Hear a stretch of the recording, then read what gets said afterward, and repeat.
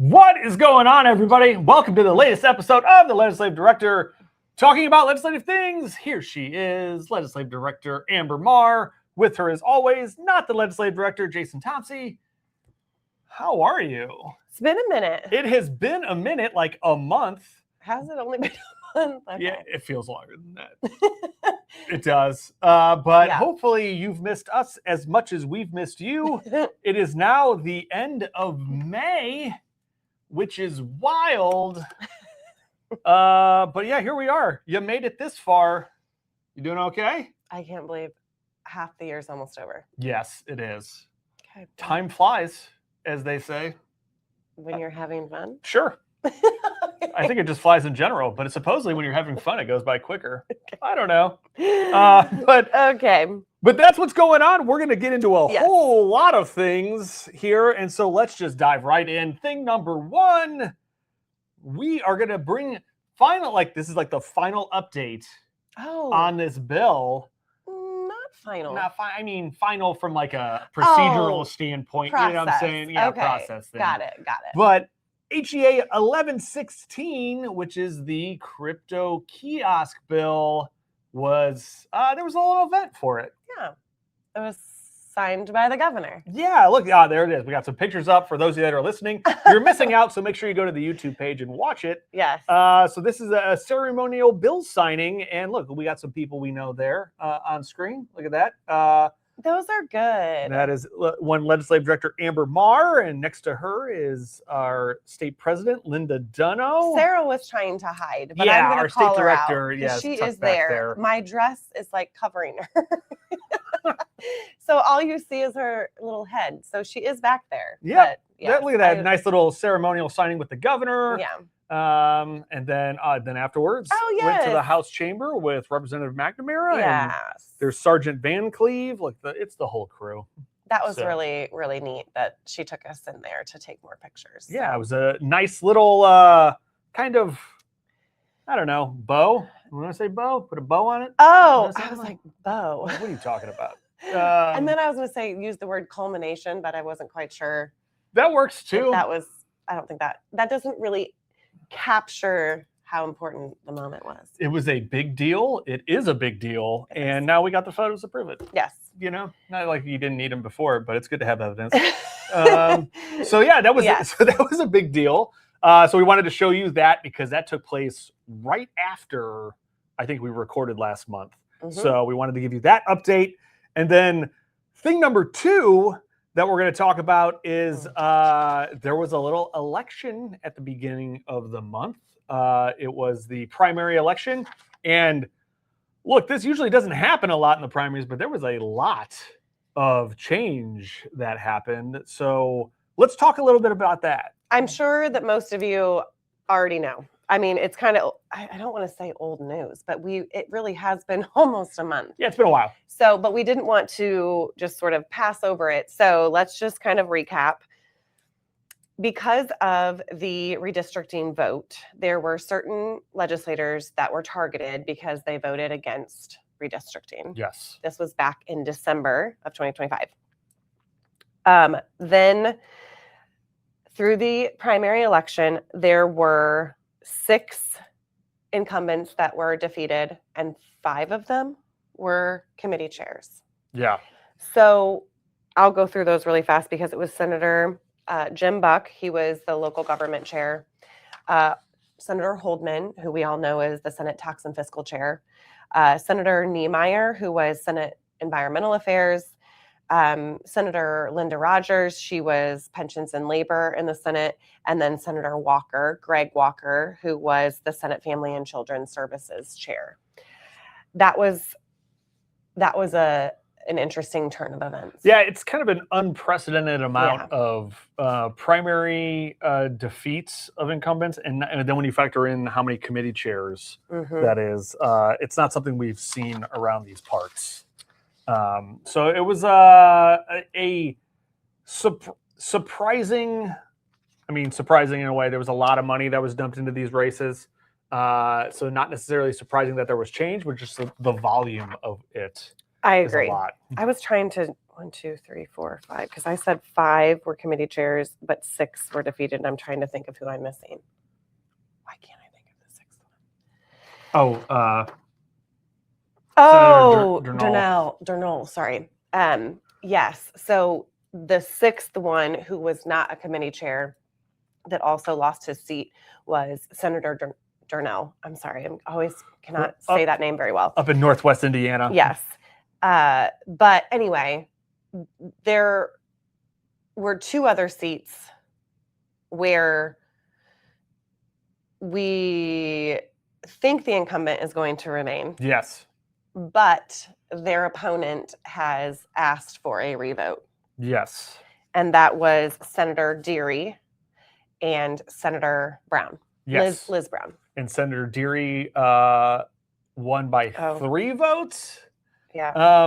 And then Senator Brown, I believe, won by 15 votes. I think or 15 or 16. I forget what that final count is. I was looking, yeah. So for those of you that say, hey, like voting doesn't matter, my vote doesn't count, you are wrong. Because when you're talking about those numbers, yeah, those are very close races. And then also Senator Good was kind of one of the lone winners, incumbents who held on. Yep. And he won about 53%. Yeah. So kind of a fairly big margin. That's a big margin as well, especially considering how much money was also targeted at that race. So it was a very interesting election night. Yes. And so we'll see how this all sort of shakes out as we move forward to the November election. But as we already know, things are going to look a little bit different in the Senate regardless, just because those 5 individuals will not be returning. So they will have to be replaced as the chair of those committees. Yeah. So stay tuned to see what's going to happen here next year when we get into a budget cycle. And there is a possibility, probably a high possibility, that the redistricting will return. There you go. That is probably a certainty at this point, I feel like. I don't want to give the percentage of what I think is true, but we will, only time will tell. It's going to be close in regards to certainty of it happening. But yes. So we don't need to harp on this, but just kind of mentioning this so that we didn't just move right past it, because that was a big deal. Yeah, it's kind of a lot to just get past. Yes. All right. So let's do some more fun stuff here. Oh, okay. Thing number 3 is, look, also at the beginning of May, and this has been several weeks now as well, so we appreciate you staying with us. So the beginning of the first Saturday in May, look, May's a big deal in Indianapolis. There's a little car race that happens at the end of the month, small thing. The Indy 500. Yeah, big. They're like 350,000 people attend. So not a big deal. But at the beginning of the month is an also not insignificant race. It is the mini marathon, or lovingly referred to as the Indy Mini, which is a half marathon that Amber has been running for more years than she's willing to say out loud. And then this year we had a couple of newcomers from the team that decided to run it.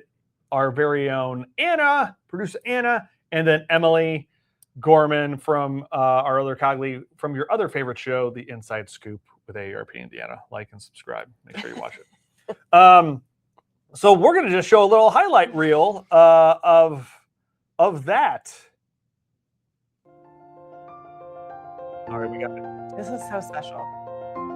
Walking into the expo where you guys pick up your packets and whatnot.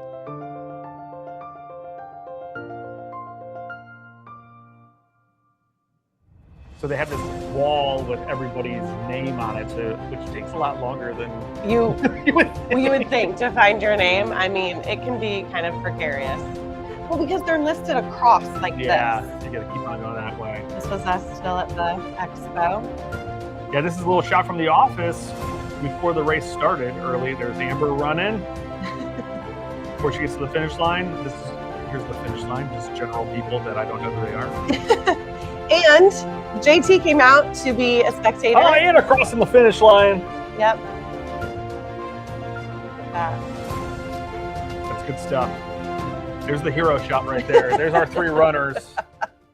That's good stuff. Congratulations. It was a really wonderful day. I will say it was a little chilly at the beginning, but then obviously, as you can see, I had my long sleeve tied around my waist, I think maybe after a half mile. So, and I think others did too. But then, when you're cooling down, it was still kind of cold. So, but perfect weather, I think, to run. Yeah, I would say. I would agree with that. It was a lovely morning. Yeah. You all did great. We're proud of you here.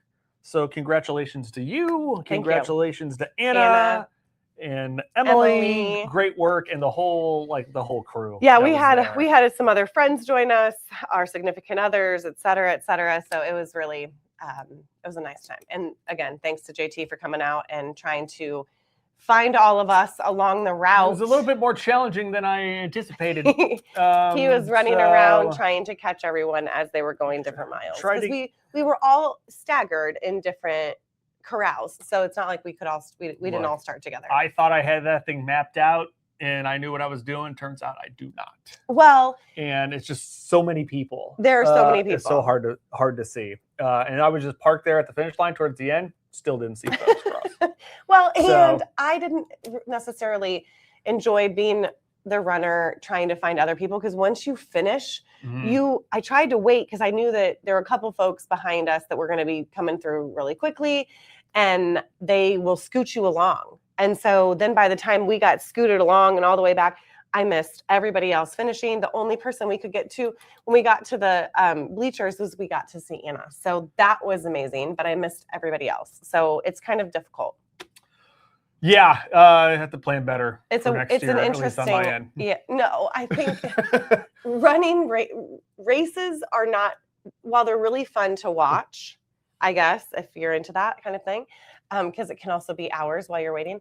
It is just difficult, especially when you're in a large race like the Indy Mini. Yeah, you kind of just got to park in one spot and just wait for everybody to come past. You can still miss people. Yeah, which obviously I did. So, but it was great seeing everybody out there. It was exciting, like I said, for the first timers. Congratulations, great work, way to represent. Can't believe it's already over. Yes. So on to the next one, whatever that is. Yeah. All right. Thing number 4. It's 4. I lost count. Thing number 4. Look, this is a big deal. Tied to our crypto kiosk work. Sergeant Van Cleve, Amber, look, he got some hardware. Let's talk about it. He did. So this year was the inaugural Guardian Award that AARP gave out, and it was given to 2 law enforcement individuals, which one was Sergeant Van Cleve. And it was because of their work on these financial exploitation issues and just trying to help older Hoosiers be less targeted, or just sort of remove some of these crimes that were happening. And the crypto kiosk bill, especially the ban here in Indiana and in Connecticut. Oh no, I'm forgetting his name. Detective Hogan. Excuse me. Detective Hogan, he's out of Connecticut. And actually, Connecticut, if you can believe it, was the first state to pass any law. Yeah. So it was really neat because they passed their kiosk law for the first time out of anyone. And then we sort of modeled our language of consumer protections off of what they did. So then we were able to pass the ban, and we were the first state to pass the ban. Yeah. So it was just really neat having them up there, being able to present them this award. I was lucky enough to where I got to actually speak about Sergeant Van Cleve. It was such an honor to be able to do that. And I know that the state director out of Connecticut was able to do it for Detective Hogan.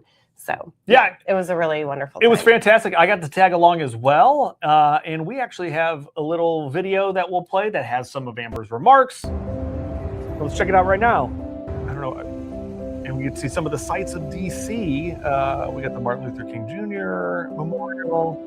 Like, DC is just cool. It was really neat. And the weather was pretty good. The FDR Memorial, a little piece of that. And then here's...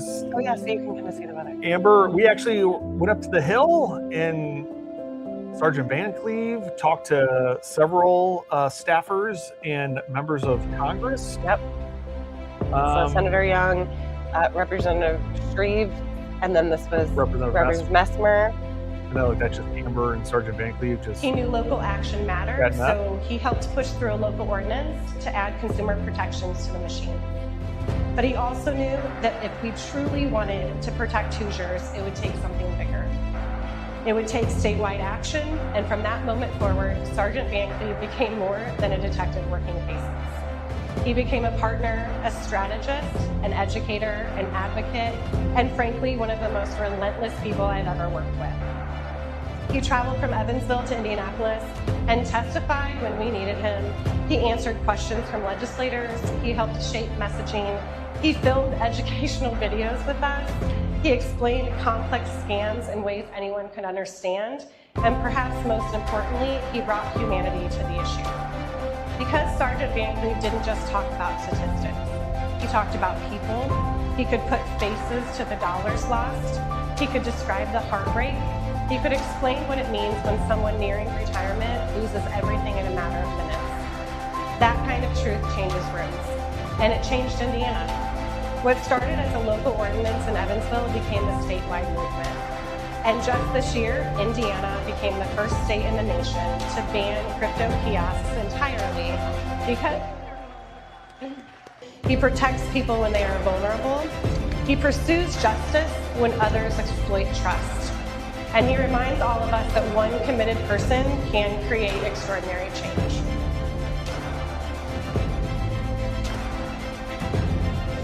Really, it was Amber and her team, and Jason, that have pushed this through the House and then the Senate, and it was kind of against the ropes in the Senate. We were kind of discouraged how it was going, and I was just praying to God, knowing that He is on the side of those who are being defrauded, those who are being victimized, and He came through on this one and brought some great protection, not only in Indiana, but in many states, 28 states, I think now, Indiana. So celebrating with all of you and law enforcement the strides that have been made this year. So thank you again. A little shot at his award, and Sergeant Van Cleve, Amber, and Nancy Lamont. Nancy.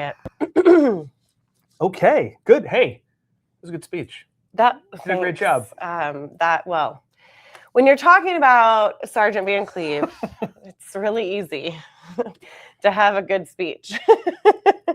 I will say it was a good trip. It was a real good trip. Yeah. And congratulations to Sergeant Van Cleve. Appreciate you.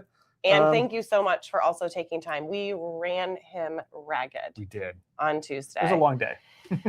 We started out doing all of those meetings on the Hill and running around, doing all the things. And then we immediately had to go directly to the reception of where he was receiving this award. And then we, did the ceremony, and then we took him to dinner, and then we didn't get back to the hotel until super late.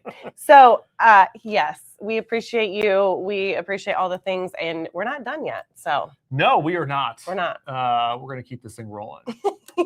So get ready. Let's get some more highlight reels together, right? I'm not sure he's ready for it. He's going to lose your number. I doubt it. That's not going to happen. So get ready for that. There's going to be more coming from us on that. Yes. All right. And last thing that we have before we get to everybody's favorite part of the show, thing number 5. I think this is the most time this is as many things as we've had on the show since we started doing this. We're going a little long today, so hang with us. Just hang with us.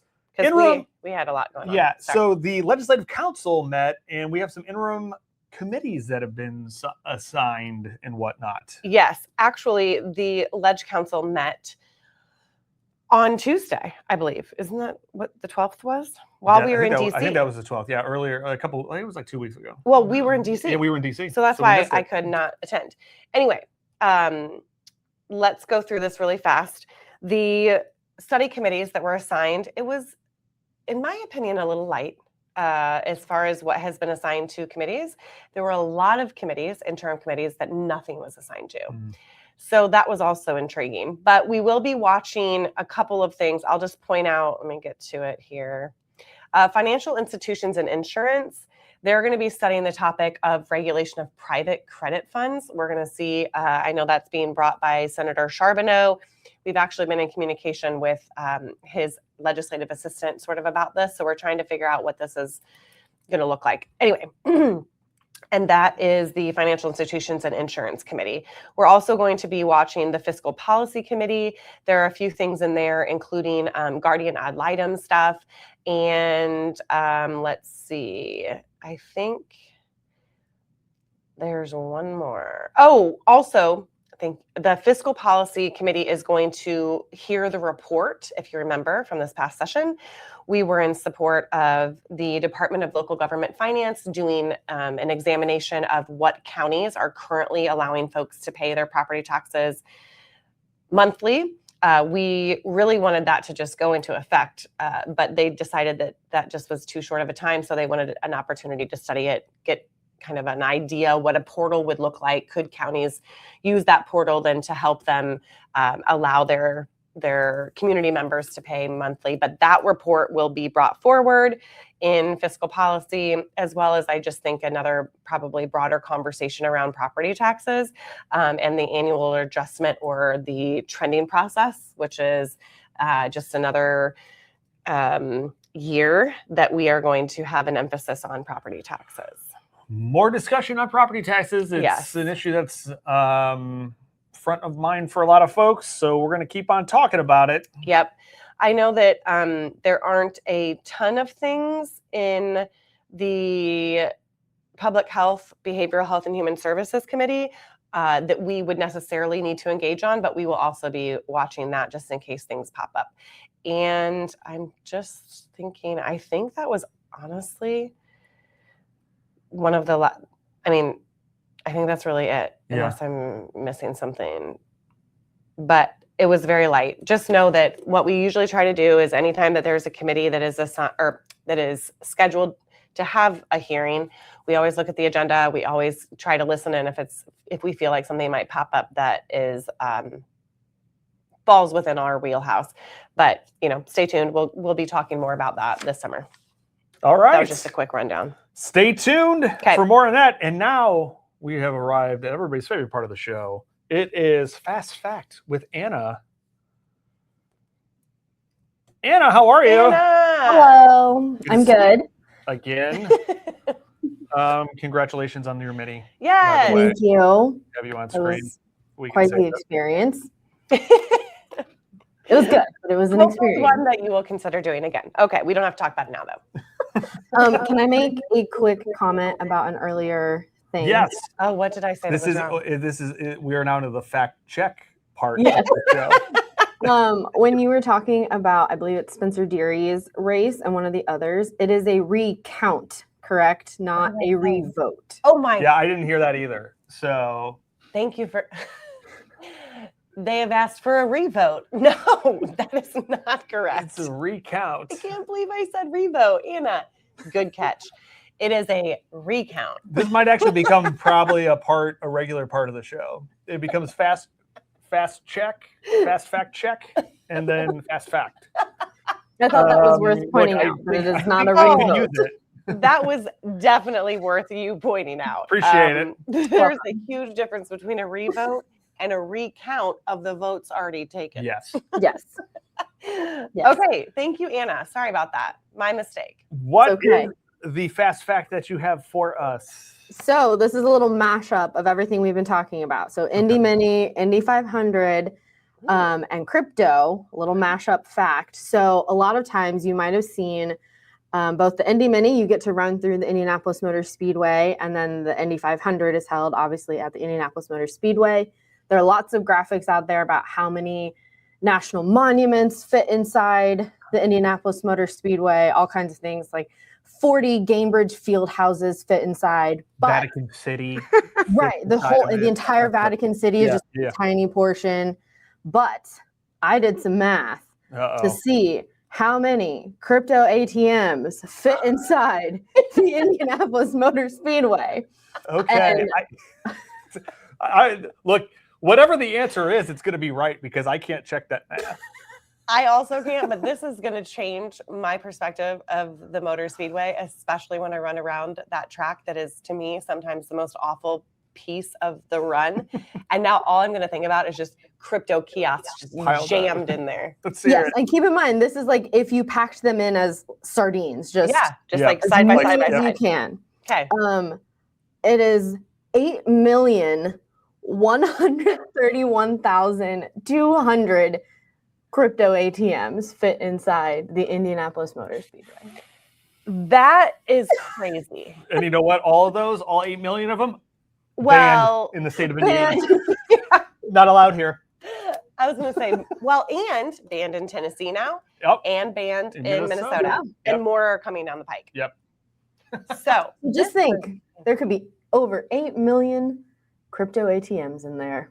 Thank goodness there aren't. Yes. Poof, they're gone.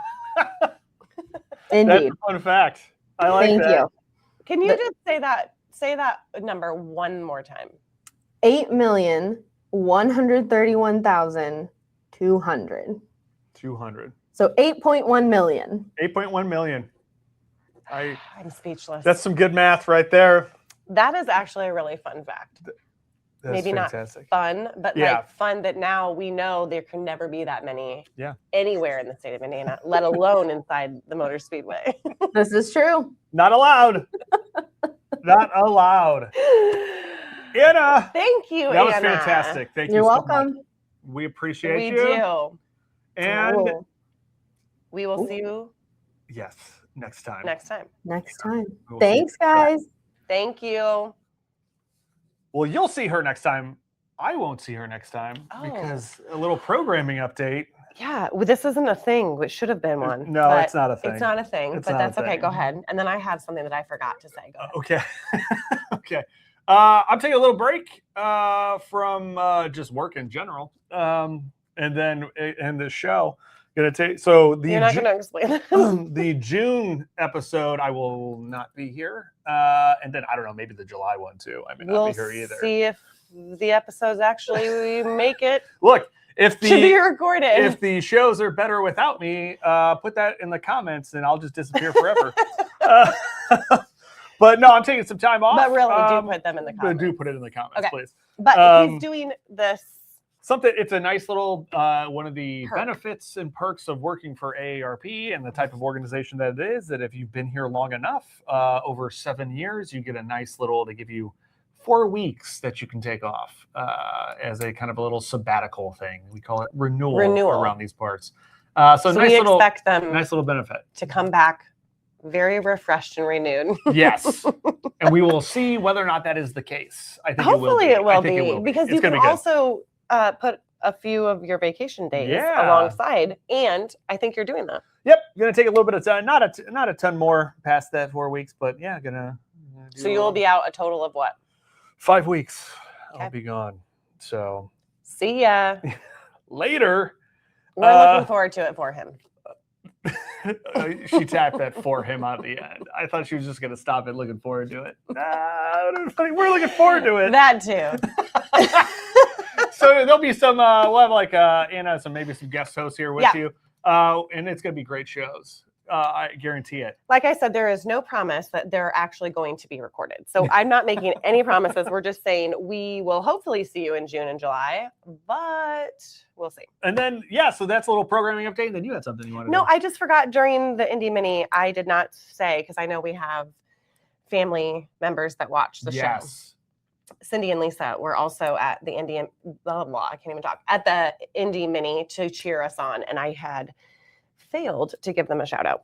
Shout out to them. So thank you for being there. It was really fun to see you and for making the trip to cheer us on. Well, I appreciate you. I appreciate everybody who's watching. Hopefully you'll come back next month for whatever that show may or may not be. I don't know. And hopefully it won't be this long next time, because I know we were creeping up on our max time. But there was a lot to go over. So we appreciate you sticking with us. And we will see you next time on the Legislative Director, talking about legislative things. Until then,